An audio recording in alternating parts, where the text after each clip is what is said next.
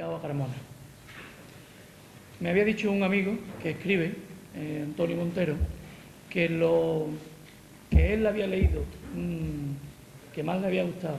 escrito de Carmona, era la introducción del libro Carmona, ciudad y sus monumentos, precisamente de Juan Lacomba y Antonio. Y dando un repaso, he encontrado una capacidad de expresión que en estos momentos, en los cuales estamos empeñados en proyectar nuestra ciudad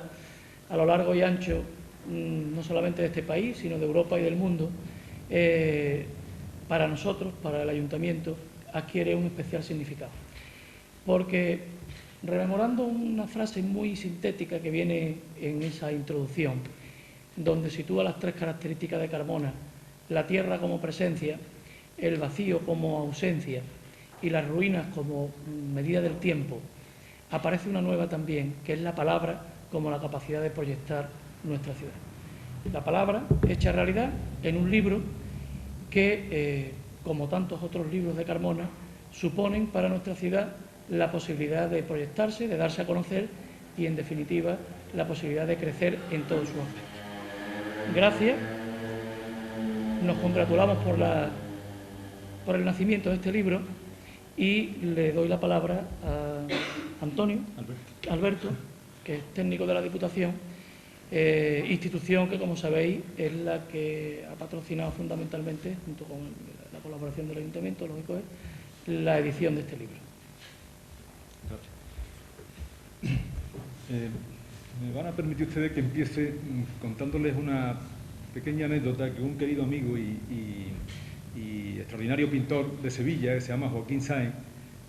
refirió en un acto muy parecido a este. Es una anécdota del maestro Juan Belmonte, que en una ocasión, una de las muchas ocasiones en las que fue homenajeado en uno de esos almuerzos, y después de haber intervenido en la sobremesa, perdón, después de haber intervenido ya varios oradores, se levantó el típico pelmazo de turno, que iba a ser el último en intervenir, recogiendo de la mesa un buen fajo de cuartillas que auguraban pues una muy larga intervención. Empezó con esa consabida muletilla de bueno, después de estos magníficos oradores y después de todo lo que se ha dicho del maestro, yo la verdad es que no sé qué decir. Entonces, con ese ingenio y esa brillantez que caracterizaba a Belmonte, pues se incorporó como con un resorte de la mesa, recogió las cosas que por allí tenía y, mirando al reloj sin mirar a este personaje, le dijo: bueno, pues si no sabe lo que decir, mejor que no diga nada, y ya que son las 5 nos vamos para los toros. Algo parecido, bueno, esta anécdota a mí me pone sobre aviso y por lo menos les voy a garantizar mi brevedad, ¿no? Para que no me pase como en este caso y alguien me aconseje que nos callemos y nos vayamos a los toros. También porque obviamente soy consciente de que a quienes ustedes vienen a escuchar son a los autores, que son las verdaderas estrellas de este acto y los que tienen algo importante y serio y mucho más hermoso que decir que yo. Me voy a remitir solamente a presentar el libro que, como ustedes saben, es un libro que está hecho por dos personas estrechísimamente vinculadas con Carmona de una manera muy distinta. Juan Lacomba ha elegido vivir en Carmona, aunque no es de Carmona, y es más conocido, aunque es más conocido por su actividad como pintor, donde ha pues destacado como uno de los más brillantes pintores de las últimas generaciones sevillanas. Sin embargo, su formación como historiador del arte le ha posibilitado facilitar una serie de trabajos de carácter pues, de investigación, erudito, sobre el patrimonio histórico, sobre todo de nuestra provincia, y en particular algunos artículos, algunos trabajos como el que el señor alcalde ya ha hecho referencia sobre esta ciudad de Carmona. Por lo que respecta a Antonio Calvo Laula, pues el otro autor del libro es un ciudadano de Carmona, que vive en Carmona, y su tarea fundamental como ensayista, como hombre vinculado a una poética que hace la palabra el instrumento de creación fundamental, ha colaborado pues, con muchos ensayos, con muchos análisis en catálogos de artistas, en investigación de carácter simbólica, de carácter mitológica, y en este caso, pues, como digo, autor junto con Juan, de este magnífico libro, a mi entender un libro fundamentalmente gustoso, que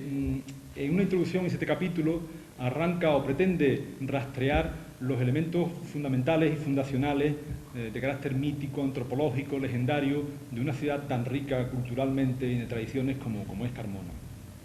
El libro se inserta dentro de una colección que, como ustedes comprenderán, con bastante esfuerzo y bastante dificultades, porque se hace desde la administración pública, intentamos sacar en el área de cultura y diputación un poco como contracorriente casi de todo, ¿no? Es una colección que se llama Las guías del paseante y el viajero, del que este libro hace la quinta entrega y que pretende abordar cuestiones de carácter provincial, de carácter que están vinculados con la provincia, con una provincia como Sevilla, suficientemente rica también en cultura en términos generales como para que dé lugar a este tipo de trabajo, con una perspectiva y con un tratamiento que no tenga nada, que no, por lo menos se aleje de lo que son tanto las guías al uso, las guías que se suelen disponer de ellas en ámbitos turísticos o en ámbitos medio turístico, medio literario, y también de ese tipo de publicaciones que se hace por parte de las instituciones públicas, que suelen ser pues fundamentalmente aburridas, ¿no? Y muy difícilmente interesan pues más allá de las personas que están directamente vinculadas con ellas, con su redacción o con su producción, ¿no? Dentro de este esquema de ediciones, el libro Invandalia Carmona, que no hace falta que le refiera a todos ustedes, que arranca su título del lema de la ciudad, es un libro que inicia una serie, la serie Azul, y es una serie que va a estar dedicada fundamentalmente a trabajos de carácter ensayístico. Yo creo que no se podía iniciar de una manera más brillante y más interesante que la que supone iniciarla con el libro Invandalia Carmona. Un libro que yo creo que aúna, y ustedes podrán comprobarlo cuando lo lean, tanto el rigor sobre un tema que no pretende cerrar, sino servirse de él como instrumento de sugerencia, de rastreos del misterio de una ciudad como Carmona, insisto, en donde lo legendario, lo mítico, los ecos de aspectos de carácter mítico, legendario, son tan patentes y tan abundantes. Creo, insisto, en que es un libro que fundamentalmente es un libro, antes que nada, gustoso, que interesará sin duda a cualquier vecino de Carmona, porque habla muy profunda y muy seriamente de su ciudad, pero lo hace muy amenamente, de manera que puede interesar a cualquier lector interesado.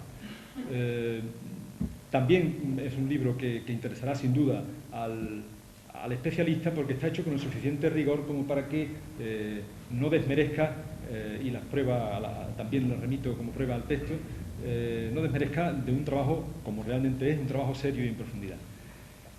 Simplemente les diré que, como cualquier otra persona que ha leído el libro, yo les garantizo que tendrán, si lo leen, el mismo gusto al hacerlo que el que he tenido yo, y creo que fundamentalmente será eso, pues, un libro suficientemente gustoso como para que todos y cada uno los tengan en su biblioteca y como libro de consulta, y más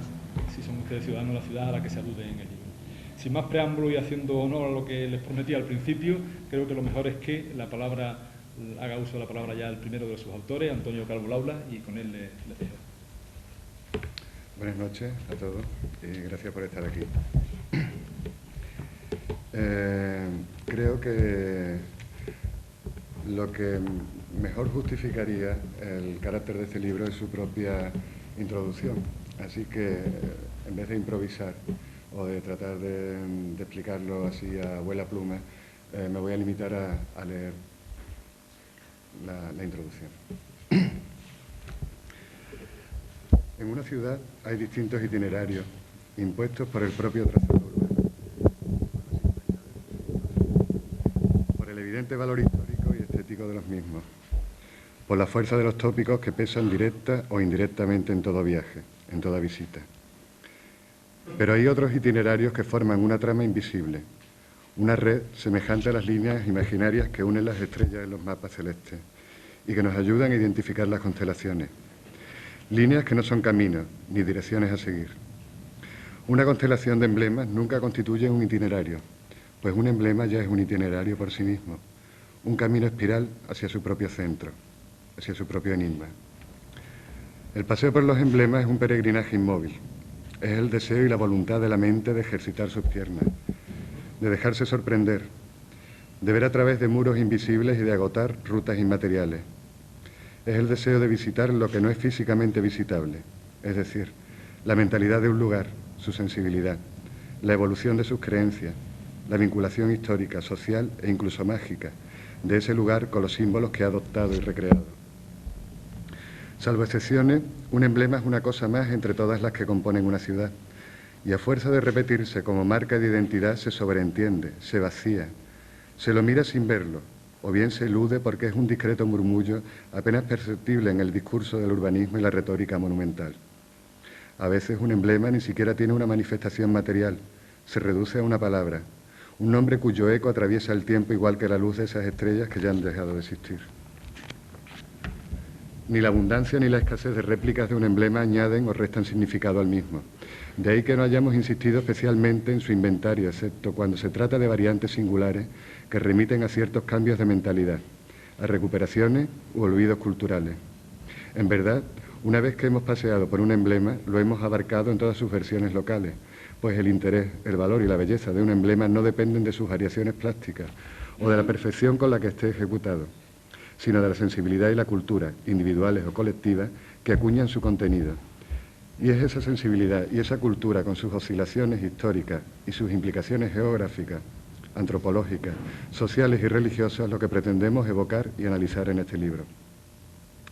Nos hemos ceñido a los emblemas que pueden considerarse creaciones netamente carmonenses, y de entre estos hemos seleccionado tanto los menos conspicuos como los que, habiendo sido ya estudiados, estaban pidiendo algunas profundizaciones y matices. Por el mismo criterio, hemos eludido tratar la moneda iberorromana de Carmo y el emblemático icono de la Virgen de Gracia, al cual se ha dedicado una extensa y reciente publicación. Planteado como una colección de ensayos independientes cuya ordenación viene dada por una mínima pauta conceptual y cronológica, este libro es el producto de vivencias y descubrimientos, de largas conversaciones y reflexiones surgidas al hilo de nuestros paseos por la ciudad y sus alrededores. La intuición, la ficción creativa, el análisis riguroso, el rastreo de pruebas documentales son los elementos con los que hemos intentado descifrar el significado y el porqué de estos emblemas. Significado y justificación que a lo largo de cada ensayo hemos ido exponiendo con una cierta voluntad didáctica, movidos por el deseo de recuperar, afianzar y universalizar, trascendiendo el mero ámbito local, contenidos que para el común de la cultura moderna ya resultan secretos, cuando no completamente desconocidos. Este deseo nos ha obligado a revisar y valorar la antigua literatura local, desde los falsos cronicones y las misceláneas humanistas, hasta la erudición decimonónica, siempre con una mirada historicista sobre el vértigo de la historia y la cultura que afectó a esos autores, vértigo que nos hemos propuesto entender y compartir siguiendo los vericuetos de su mentalidad, sus conocimientos, dogmas y osadías, y en cierto modo adoptando algo del espíritu y la esencia de sus escritos, hasta conformar lo que podríamos calificar como un texto neoculto. En todo caso, lo que al fin hemos pretendido es dar respuesta a algunas preguntas sobre Carmona que tanto el paseante o el viajero, como ese otro viajero inmóvil que es el lector, pueden plantearse. Gracias.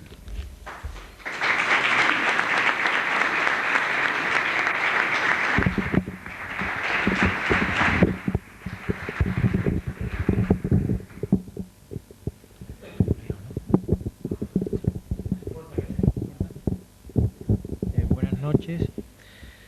Bueno, después de, también fue lo que yo, digamos, de lo que hablé ayer en Sevilla, sobre mi relación con Carmona. Pero vamos, primeramente voy a hacer una especie de síntesis del libro, capítulo por capítulo, y mostraros de una manera somera, esquemática, lo que el libro contiene y cuál ha sido un poco el método de trabajo y lo que el libro de alguna manera quiere ser y quiere sintetizar de Carmona. El libro, la introducción acaba, como decía Antonio, en el concepto de pregunta, el concepto también de guía, itinerario, peregrinación desde un punto inmóvil. Inmandalia Carmona recoge 7 capítulos, 7 apartados, 7, digamos, hitos de la historia de Carmona,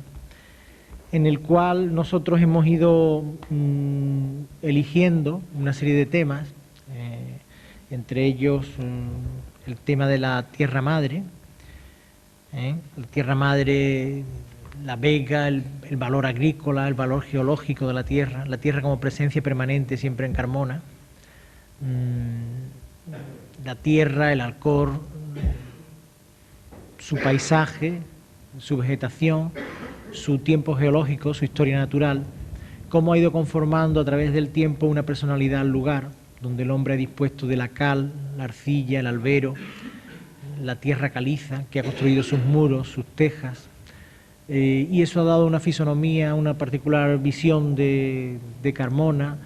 un determinado aspecto, un aspecto mate, sordo, dorado, que es muy singular y ningún otro pueblo, digamos, andaluz que se le parezca, pues contiene de la misma manera, ¿no? Ese capítulo también trata pues de cómo el hombre ha horadado la tierra para enterrarse, la necrópolis, esa presencia tan fuerte del retorno de nuevo de las cenizas que somos biológicas otra vez a la tierra. Eso está presente. Hay un sentido de la muerte muy vinculado a la tierra en Carmona, tanto cristiano como precristiano, como prehistórico, y cómo de alguna manera hay un valor esquemático primario de los sentidos con respecto a la tierra y el Alcor como símbolo, como plataforma que sostiene a la ciudad, como una especie de hojaldre horadado por los pozos, la búsqueda del agua, y cómo eso tiene unos paisajes como la Cueva de la Batida, en fin, las grutas de la Virgen de Gracia, los cortados de Brenes o de la Huerta del Soldado, en fin. El libro no está remitido solamente al urbanismo de la ciudad, a su esquema arquitectónico, a su trazado urbano, a su trazado islámico, de tradición islámica, sino que también está vinculado al paisaje circundante de la periferia y de los Alcores en general y de la Vega. El libro continúa con una serie de especulaciones sobre ciertos valores museísticos de fragmentos de piedras. Las esquinas en Carmona tienen siempre un marmolillo o tienen una piedra antigua blanqueada, donde hay como una especie de presencia enigmática, donde en los quiebros de las calles pues se vislumbran ese tipo de cosas, ¿no?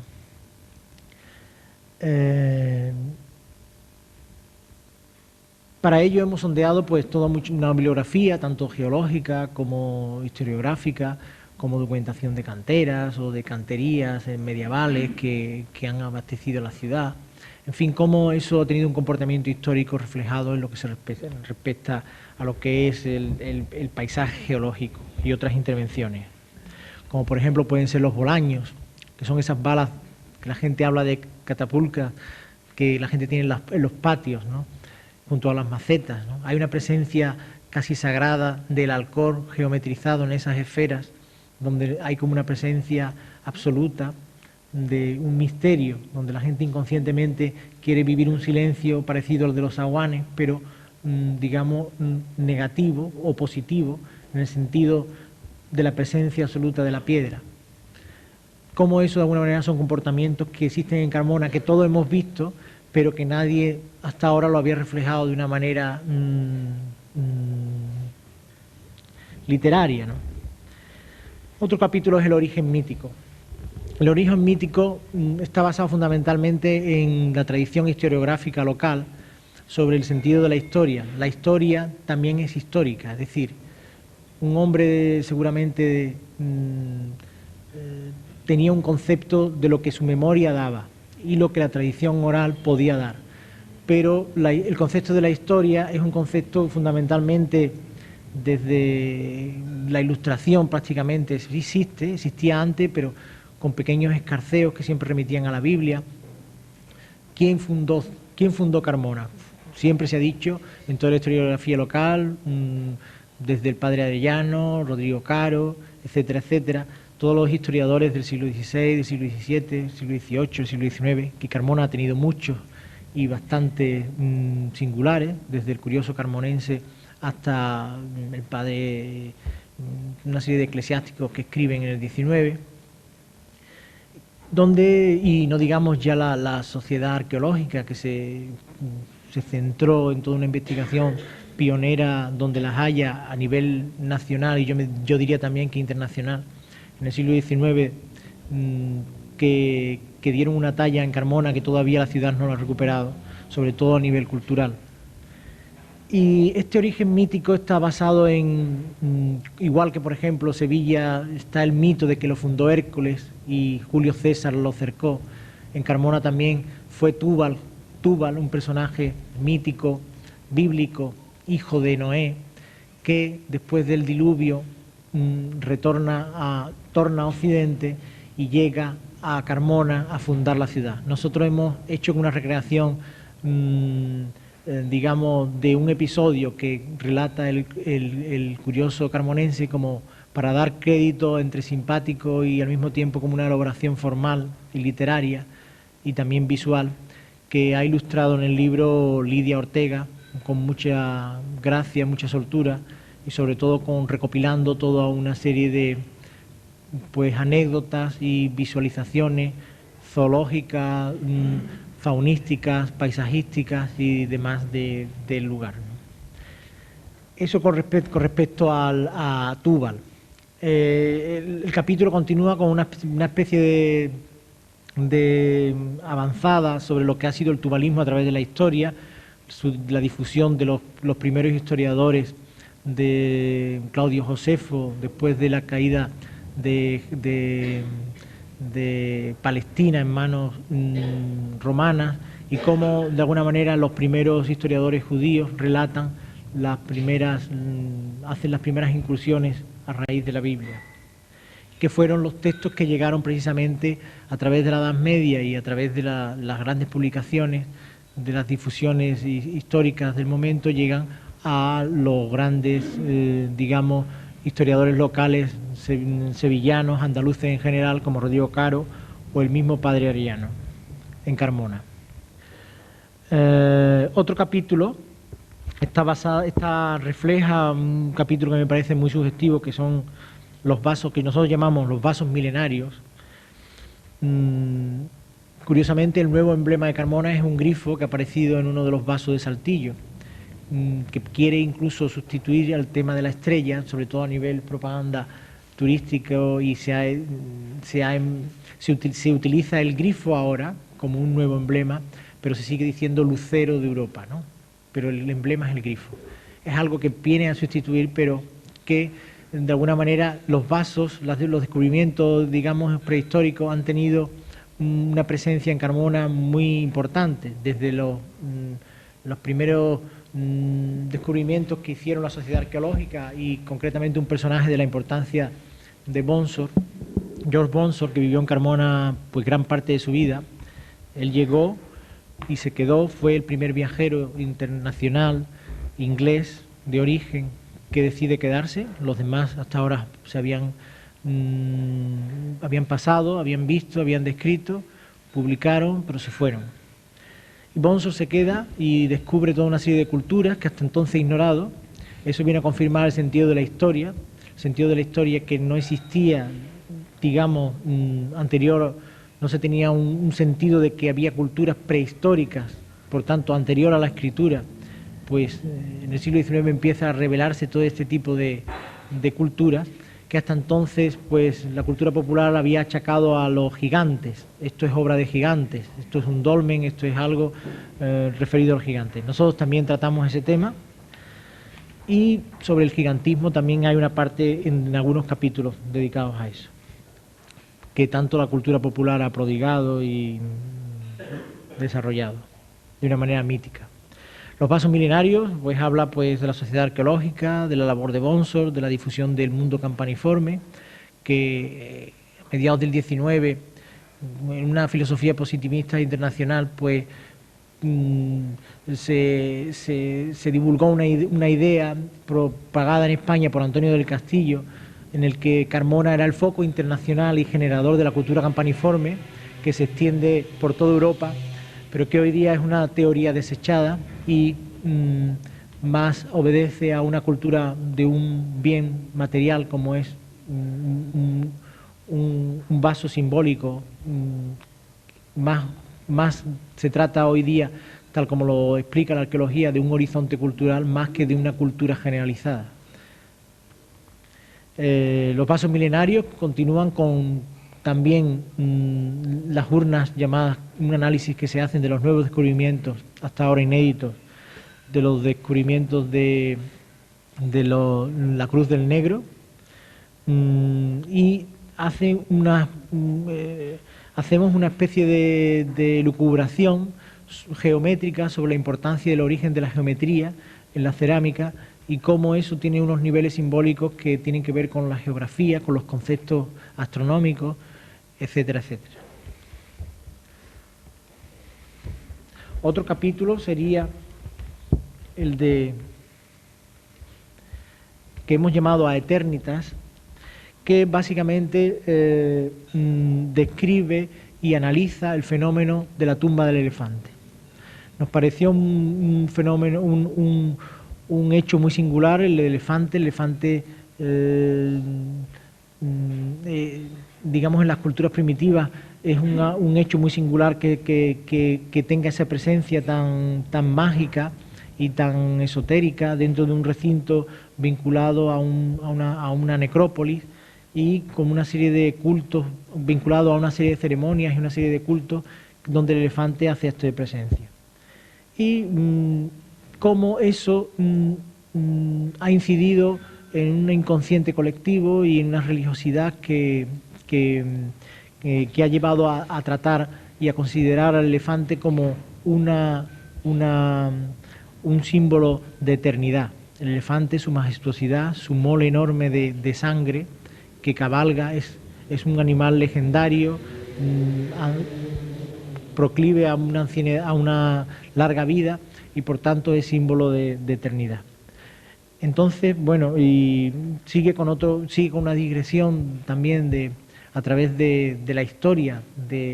pues desde el elefante en España a través de Aníbal, o de los funerales de los emperadores romanos utilizaban elefantes en sus cortejos funerarios, etcétera, etcétera. El cómo se ha ido considerando un animal mítico desde los bestiarios medievales, etcétera, etcétera. En un intento de ligar también lo particular y lo local, lo estrictamente local carmonense, como productos culturales anecdóticos, y cómo eso enlaza con lo universal. Otro capítulo que hemos denominado Luces in Aurora está dedicado a la estrella, al blasón de Carmona, el porqué de la estrella, el porqué de la elección de la estrella. Nosotros tenemos nuestras teorías, las defendemos ahí, tenemos un gran aporte documental sobre ese asunto y yo creo que es uno de los también interesantes, que más van a interesar a los lectores del libro. Otro capítulo está dedicado a Teodomiro Mártir, es el patrón oficial desde el siglo XVII de la ciudad. Teodomiro es un santo mártir reconocido por la Iglesia oficialmente a través de San Eulogio, que fue mártir que fue arzobispo de Toledo y mártir en Córdoba, en la Córdoba islámica, y por tanto es un cristiano heredero de la cultura paleocristiana, de la cual tenemos un gran ejemplo en Carmona, único en el mundo, que es el calendario que está en la columna adosada en el patio, lo que fue el shan antiguo de la mezquita de la iglesia de Santa María, lo que fue primitiva mezquita. Y Teodomiro Mártir viene a ser un símbolo, una recuperación de la cristiandad, igual que también lo es de algún modo el escudo y el emblema de la ciudad, con respecto al mundo islámico antecedente a los cristianos. Teodomiro Mártir viene a suponer como un capítulo donde se mezcla pues desde la historia hasta la religión, la sociología de su momento. Por un lado están los dominicos, por otro lado llegan los jesuitas, la reliquia, incluso hay un momento genial y maravilloso, según las descripciones que se describen, de cómo llega la reliquia a Carmona. Hubo un cortejo espléndido donde participaron todas las parroquias de la provincia, de la archidiócesis y de la comarca, donde hubo cánticos, capillas musicales, incluso juegos de toros, hubo luminarias en las torres de Santa María, se disparó pólvora, hubo grandes cortejos de flores, en fin, hubo toda una serie de fiestas que duraron incluso más de una semana. Todo eso queda apuntado en el libro y sobre todo también todo lo que es la intervención de lo que son una serie de historiadores del siglo XVI, del siglo XVII, que intervienen para, digamos, autentificar las reliquias. Recordemos que es el momento del reinado de Felipe II, Felipe III, donde las reliquias, a raíz del mundo protestante, se revalorizan como testimonio de la fe. Por tanto, tener reliquias era importantísimo tenerlas. Que un pueblo tuviera un mártir era como que de alguna manera parte de la población ya se sentía de alguna manera más próxima a la salvación. De hecho, por ejemplo, la puerta de Córdoba se dedicará al mártir Santo Domiro. Esa puerta que hubo anterior a la actual puerta de Córdoba, era una puerta del principio del XVII, tuvo esculturas romanas colocadas en su puerta, en su fachada, como una especie de museo arqueológico primitivo, y donde hubo unas lápidas que estaban dedicadas a Santo Domiro, mártir, en una serie de grandezas y una serie de latines cultísimos de la época, y que hoy día están en el ayuntamiento, en el claustro del ayuntamiento de la actual casa. Otro capítulo está dedicado, ya por último, al ermitaño, y es el 7º capítulo. Y el ermitaño es una figura que hemos recogido de la tradición popular, que recoge tanto Fernández López con su publicación de Historia de Carmona, que de reciente reedición por parte del ayuntamiento, y una reedición ejemplar y con un facsímil bastante ejemplar. Y recoge la tradición del personaje llamado Valerio, que es una especie de mozárabe, de un cristiano viejo, que también recoge el padre Arellano en el siglo XVI, y en el siglo XVII toda la historiografía local se refieren a él como un personaje ermitaño, que vive dentro de una cueva, que cuando llegan los cristianos parece que ha vivido eternamente allí, y está el pobre viejecito en una cueva donde fluye un manantial de agua y es umbrío, y habita como si fuera una especie de hombre primitivo que está esperando la llegada de la cristiandad. Este ermitaño se llama Valerio. Nosotros hacemos una profundización en el nombre de Valerio, por qué se llama Valerio, por qué San Fernando, cuando llega y toma la ciudad, se acuña una leyenda, y a qué obedece la erección de la ermita de Santa María del Real, porque antes era Santa María del Real, no San Antón. San Antón ha venido a ser después. Y el por qué, el tema de la leyenda, eso está vinculado también a una cuestión histórica que fue la rebelión de los mudéjares y de los moriscos, y de alguna manera pues queda reflejado en las leyendas populares, y de algún modo ha sido recogido por la historiografía. Y así se cierra el libro, y el libro está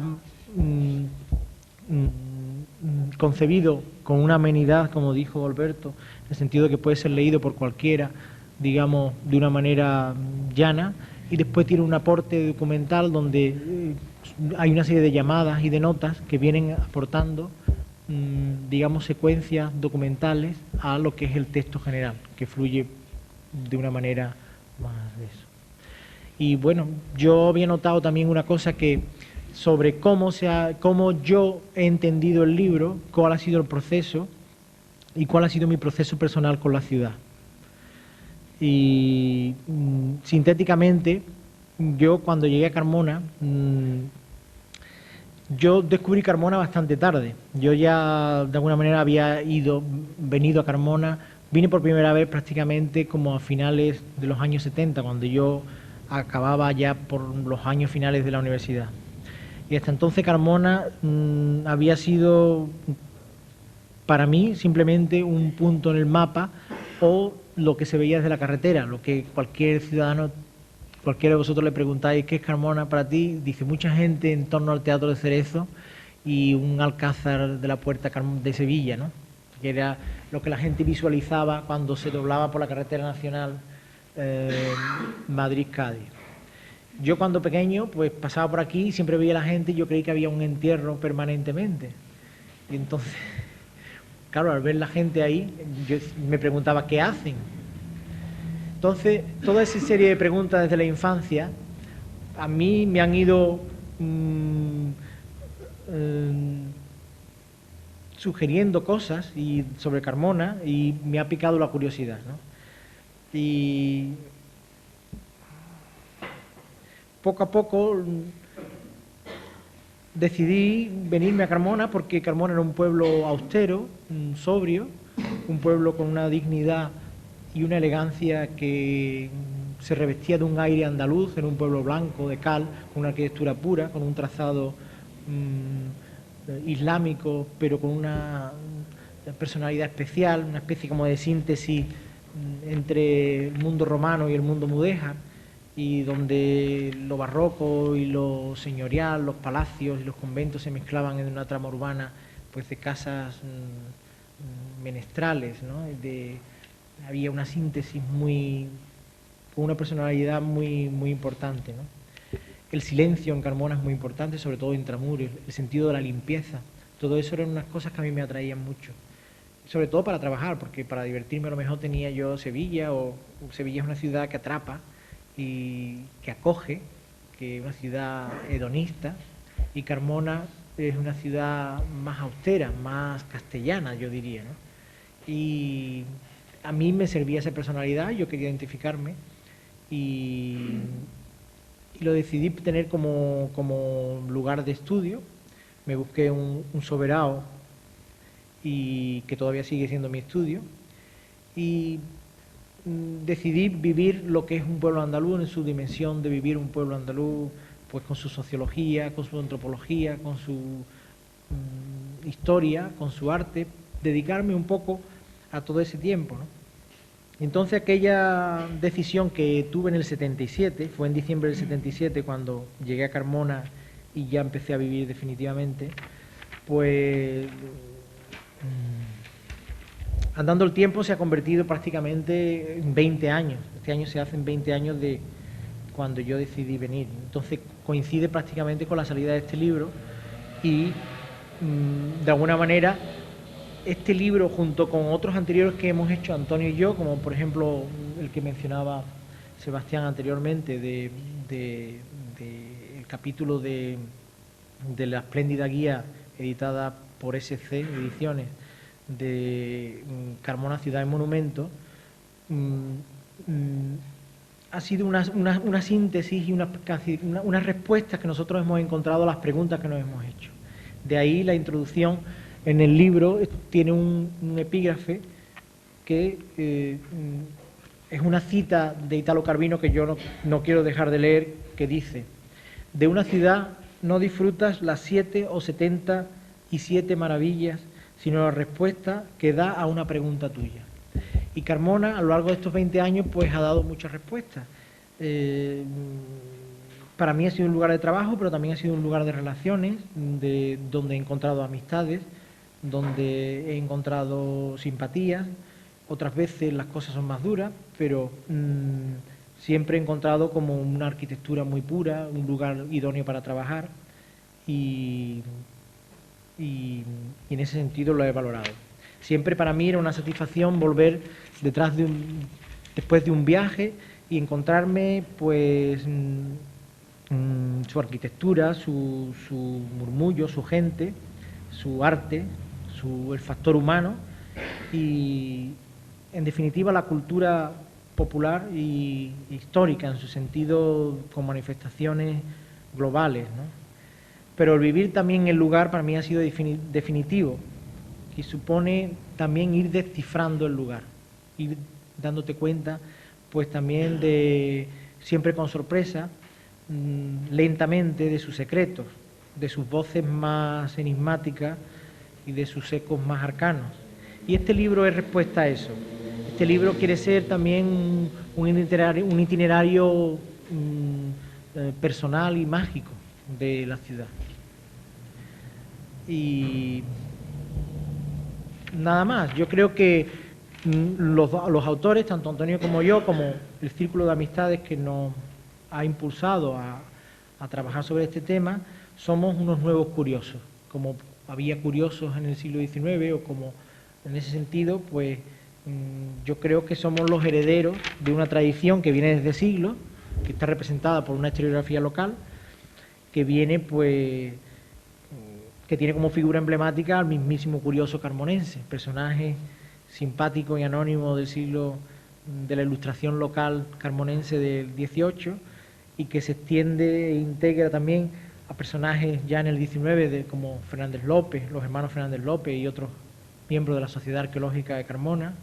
o al mismo el mismo personaje de George Bonsor. Personajes que siempre han despertado en nosotros la admiración y la mayor de las curiosidades. Y en el caso de Bonsor es el primer viajero curioso, también extranjero, que decididamente se incorpora a la ciudad. Finalmente Bonsor fue nombrado hijo adoptivo de la ciudad y por tantos años dedicado al estudio de los Alcores, y que inicialmente también fue pintor, posteriormente arqueólogo y también museógrafo. A él le debemos la necrópolis de Carmona y el museo que después monta en Mairena, en el Castillo de Luna, que por cierto intentó montarlo aquí, en el Alcázar de Sevilla, en el Alcázar de arriba. Y bueno, su labor nos reveló un pasado local fecundísimo, remoto e ignorado, y hoy día somos, o tal vez seremos, vistos como unos nuevos curiosos que insisten de nuevo en intentar entender, interpretar, difundir. Yo subrayaría eso de difundir Carmona, la ciudad, en un deseo de trascender sus permanentes valores. Nuevos, curiosos e impertinentes, como así se le llamaba a los viajeros de 19, que en este caso quieren también llamar la atención sobre una serie de puntos, y en el caso de este libro, de los emblemas locales más significativos, que han de ser fundamentales para definir los signos de identidad. Llamada atención a la vez que reflexión sobre los elementos y factores culturales que deben de ser importantes para una sociedad que hoy, desgraciadamente, está inmersa y deslumbrada por el laberinto del consumo y la fascinación por la tecnología,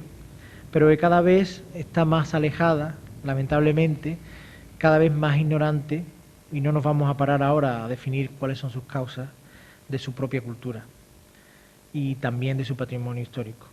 Recordemos que en tiempos de Bonsor, por ejemplo, también existió el proyecto oficial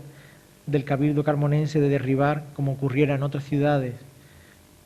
de transformación de la era industrial, del Alcázar de la Puerta de Sevilla, en aras del progreso y la tecnología. El ferrocarril entonces acababa de llegar a Carmona y hoy día ya es un hecho en el recuerdo, pero otros factores inciden en la mentalidad y transforman la demografía y sociología local. Quizás, tal vez, sea un modo de contrarrestar con el intento de incrementar la actividad cultural el desmesurado y desordenado crecimiento urbanístico de la ciudad y que la cultura logre alcanzar su verdadero sentido. Pero qué duda cabe, la ciudad tiene un atractivo especial, y especial en eso Carmona es la ciudad por excelencia. Quizás su sentido del silencio, como dije anteriormente, de su limpieza exhaustiva, o tal vez su carácter de síntesis, como dije, de los romanos y los mudéjar, con su altanería barroca señorial que convive en un trazado islámico con la resolución doméstica de las unidades familiares tradicionales. En fin, un pueblo que es una ciudad de cercas, ciudadelas, alcázares, palacios, cillas, arrabales y campos. Alcor, alcázar, granero y ciudad-convento. Claro exponente y consecuencia del transcurrir en el tiempo de una ciudad fundamentalmente agrícola y de realengo. Ciudad emblema del antiguo régimen. Son muchas las preguntas que aún nos hacemos, tanto Antonio y yo, los autores del libro, y muchas las que intentaremos ir dando respuesta en adelante. Solamente nos queda que agradecer a la Santísima Diputación y el Ayuntamiento por la edición del libro, así como agradecer a Alberto Marina por el interés mostrado junto con Margarita Ruizacal en la presente edición, así como otros colaboradores como Manuel Ortiz, que ha hecho el diseño y la maqueta del libro, espléndidamente. Lidia Ortega, que como dije anteriormente realizó las ilustraciones y el mapa, un desplegable un tanto sui generis que constituye como una especie de mapa de itinerario donde están, digamos, los hitos locales más significativos. Y también Javier Andrada, que es el fotógrafo que ha sabido muy bien interpretarnos y tener la paciencia de oír nuestras sugerencias e indicaciones. Y también destacar la labor de Mari Carmen López Jalón, que nos ha ayudado, por su condición de filóloga clásica, a descifrar pues muchos de los latines que nosotros ya no entendíamos. Y nada más, muchas gracias.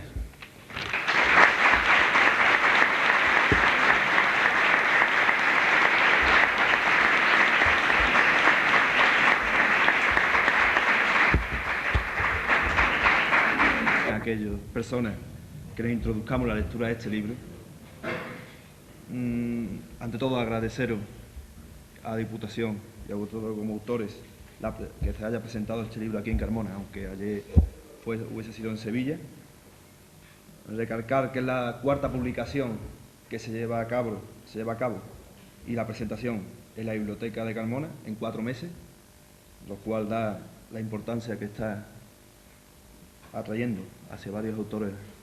lo que es la población de Carmona. Y para cerrar, como decía Juan, perdona que te tutee, cuando dice curioso, ojalá que existan muchos curiosos como ustedes y que de vez en cuando nos den esta satisfacción al pueblo de Carmona.